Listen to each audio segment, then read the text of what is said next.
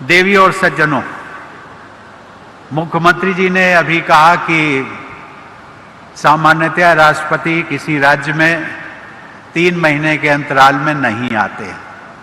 ये बात सच है। ऐसा नहीं है कि राष्ट्रपति को आना किसी राज्य में अच्छा नहीं लगता है, लेकिन कुछ मर्यादाएं भी होती हैं और उन मर्यादाओं के कारण संभवतः आना संभव नहीं हो पाता है। लेकिन मैं मुख्यमंत्री जी, आपका, असम के लोगों का, उनमें बोडो लैंड के भी टेरिटोरियल काउंसिल के लोगों का जो मुझे प्यार और सम्मान बीच बीच में मिलता रहता है, वो मुझे बार बार खींच भी लाता है और इसीलिए मैं 3 महीने के अंतराल में दोबारा फिर आ गया। मित्रों, मेरा ध्यान इस बात पर भी गया कि मई का महीना बोडो भाई बहनों के लिए अत्यंत महत्वपूर्ण होता है। हर साल 1 मई को आप सब बोडोफा उपेंद्र नाथ ब्रह्मा जी की पुण्यतिथि मनाते हैं, जो आज से 3 दिन पहले ही थी। बोडोफा ने जियो और जीने दो का जो महान संदेश था उसको प्रसारित किया था। बोडो आत्मगौरव के प्रति सचेत रहते हुए सभी समुदायों के साथ सद्भाव बनाए रखने का बोडोफा का संदेश हम सभी के लिए एक मंत्र जैसा है। मैं उनके संदेश को उन्हीं के शब्दों में ठीक ठाक तो नहीं कह सकता, लेकिन उनके संदेश को बोडो भाषा में दोहराने का प्रयास जरूर करूंगा। उन्होंने कहा था, थान आरो थाना नहीं थानो हा। देवियों और सज्जनों, शिक्षा के माध्यम के रूप में बोडो भाषा को मान्यता देने का उत्सव वर्ष 1963 से प्रतिवर्ष 18 मई को मनाया जाता है। आज से लगभग 15 दिन बाद आप सब वह उत्सव भी मनाएंगे। उस महत्वपूर्ण उत्सव की मैं आप सबको अग्रिम बधाई भी देता हूं। देवियों और सज्जनों, बोडो भाषा साहित्य तथा संस्कृति के उत्थान हेतु लगभग 70 वर्षों से अमूल्य योगदान देने के लिए बोडो साहित्य सभा का प्रयास उल्लेखनीय है।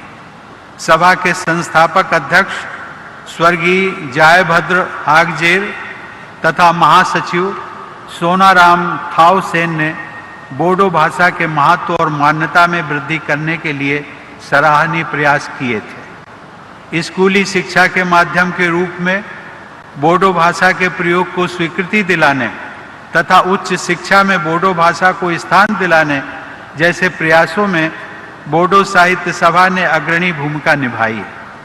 आप लोगों के प्रयास के फलस्वरूप बोडो भाषा को असम राज्य की एसोसिएट ऑफिशियल लैंग्वेज का दर्जा भी प्राप्त हुआ है।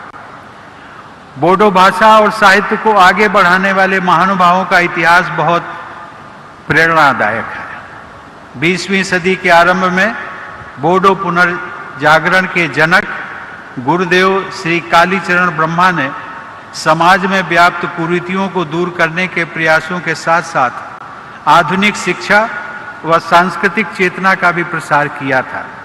श्री रूपनाथ ब्रह्मा ने बोडो पुनर्जागरण की धारा को आगे बढ़ाते हुए बोडो भाषा और साहित्य को समृद्ध किया। बोडो भाषा और साहित्य के विकास में बीबर नामक पत्रिका का भी बहुत महत्वपूर्ण योगदान माना जाता है, जिसका प्रकाशन आज से लगभग 100 वर्ष पहले सन 1924 में शुरू हुआ था। उसके संपादक श्री सतीश चंद्र बासुमतारी ने उस पत्रिका के माध्यम से बोडो समाज, भाषा और साहित्य में एक नई जागृति उत्पन्न की थी।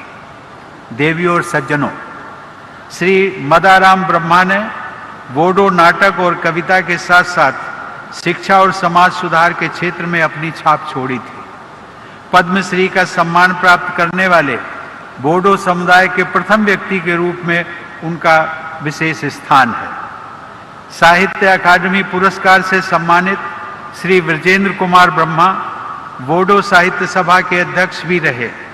प्रखर सामाजिक चेतना से युक्त साहित्य की रचना करने वाले तथा बोडो साहित्य सभा के पूर्व अध्यक्ष डॉक्टर कामेश्वर ब्रह्मा को सन 2016 में पद्मश्री से सम्मानित किया गया था। सन 2005 में साहित्य अकादमी पुरस्कार से सम्मानित डॉक्टर मंगल सिंह हाजोवरी को वर्ष 2021 के लिए पद्मश्री से अलंकृत करने का सुअवसर मुझे भी प्राप्त हुआ था। इस संदर्भ में मैं ये भी कहना चाहूँगा कि मंगल सिंह हाजोवरी और नीलकमल ब्रह्मा जैसे अनेक बोडो रचनाकारों ने पर्यावरण को बचाने की चिंता से प्रेरित रचनाएं की हैं। मानवता के समक्ष उपस्थित ऐसी गंभीर चुनौती के विषय पर लेखन करना बोडो साहित्य की प्रासंगिकता का प्रभावशाली उदाहरण है। बोडो साहित्य को अनेक रचनाकारों ने समृद्ध किया है, जिनमें से समय के अभाव के कारण कुछ नामों का ही मैंने उल्लेख किया है। देवियों और सज्जनों, बोडो और असमिया भाषाओं और संस्कृतियों के बीच सौहार्द के उदाहरण के रूप में मैं श्री सीतानाथ ब्रह्मा चौधरी का भी उल्लेख करना चाहूँगा। वे बोडो और असमिया दोनों ही भाषाओं में उत्कृष्ट लेखन करते थे। वे असम साहित्य सभा के अध्यक्ष चुने गए। यही नहीं, उनके नाम पर असम साहित्य सभा द्वारा सीतानाथ ब्रह्मा चौधरी पुरस्कार भी दिया जाता है। बोडो अस्मिता तथा अन्य समुदायों के साथ सौहार्दपूर्ण सह अस्तित्व का आदर्श सीतानाथ ब्रह्मा चौधरी के जीवन और कृतियों में भी देखा जा सकता है। बोडो भाषा की रचनाओं के आधार पर अब तक 17 रचनाकारों को साहित्य अकादमी पुरस्कार प्रदान किए जा चुके हैं। मैंने देखा है कि उनमें 10 पुरस्कार कविता की पुस्तकों के आधार पर दिए गए हैं। इससे बोडो रचनाकारों में कविता के प्रति स्वाभाविक रुझान का अनुमान दिखाई पड़ता है। मुझे यह जानकर प्रसन्नता हुई कि अनेक महिलाएं बोडो साहित्य की विभिन्न विधाओं में साहित्य का सृजन कर रही हैं। लेकिन यह भी देखने में आया है कि मौलिक रचनाओं के लिए साहित्य अकादमी पुरस्कार प्राप्त करने वाले वरिष्ठ रचनाकारों में केवल 2 महिलाओं का ही नाम है। मैं चाहता हूं कि महिला रचनाकारों को राष्ट्रीय स्तर पर और अधिक मान्यता प्राप्त हो। मैं चाहूंगा कि बोडो साहित्य सभा द्वारा महिला रचनाकारों को प्रोत्साहित करने के लिए विशेष प्रयास किए जाएं। देवियों और सज्जनों, किसी भी साहित्य को जीवंत और प्रासंगिक बनाए रखने के लिए युवा पीढ़ी की भागीदारी अत्यंत महत्वपूर्ण होती है। अतः बोडो साहित्य सभा द्वारा युवा रचनाकारों को भी विशेष प्रोत्साहन दिया जाना चाहिए। देवियों और सज्जनों, बोडो भाषा को संविधान की 8वीं अनुसूची में शामिल करने हेतु संविधान संशोधन वर्ष 2003 में हुआ और उसकी घोषणा जनवरी 2004 में की गई। उस समय भारत रत्न श्रद्धेय श्री अटल बिहारी वाजपेयी जी देश के प्रधानमंत्री थे। कवि हृदय वाजपेयी जी के व्यक्तित्व में भाषा, साहित्य और संवेदना के प्रति अनुराग झलकता था। आज के इस महत्वपूर्ण अवसर के समारोह के अवसर पर मैं उनकी स्मृति को भी नमन करता हूँ। बोडो साहित्य सभा के उद्देश्यों और लक्ष्यों में मातृभाषा के जरिए शिक्षा प्रदान करने पर भी जोर दिया गया है। आपकी सभा का यह उद्देश्य राष्ट्रीय शिक्षा नीति 2020 में यह निहित मूलभूत सिद्धांतों के अनुरूप भी है। इस शिक्षा नीति में भी मातृभाषा को शिक्षा के माध्यम के रूप में अपनाए जाने की सिफारिश की गई है। मुझे यह जानकर प्रसन्नता हुई कि बोडो भाषा में अन्य भाषाओं की रचनाओं का अनुवाद बड़े उत्साह के साथ किया जा रहा है। यह किसी भी जीवंत साहित्यिक समुदाय की पहचान है। मुझे विश्वास है कि ऐसे अनुदित साहित्य से बोडो भाषा के पाठकों को अन्य भारतीय भाषाओं के साथ साथ विश्व साहित्य से परिचित होने का अवसर मिलेगा। मुझे यह भी जानकर प्रसन्नता हुई कि साहित्य अकादमी, संगीत नाटक अकादमी, ललित कला अकादमी, केंद्रीय हिंदी निदेशालय, भारतीय भाषा संस्थान तथा वैज्ञानिक एवं तकनीकी शब्दावली आयोग जैसे केंद्र सरकार के संस्थान बोडो भाषा के प्रसार में अपना महत्वपूर्ण योगदान दे रहे हैं। मित्रों, भाषा भाषा होती है।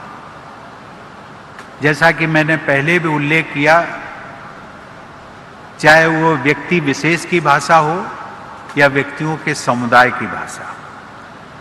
भाषा स्थानीय भाषा, उस भाषा को प्रोटेक्शन, संरक्षण देना, उसका प्रचार और प्रसार करना, ये समाज की भी जिम्मेदारी है और सरकारों की भी जिम्मेदारी है।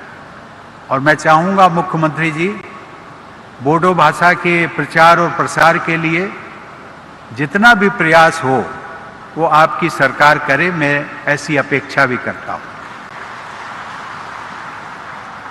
अंत में मैं बोडो भाषा से जुड़े सभी लोगों को ये शुभकामना देता हूँ कि बोडो भाषा खूब फले फूले बोरो राव गेवालांथो। धन्यवाद। जय हिंद।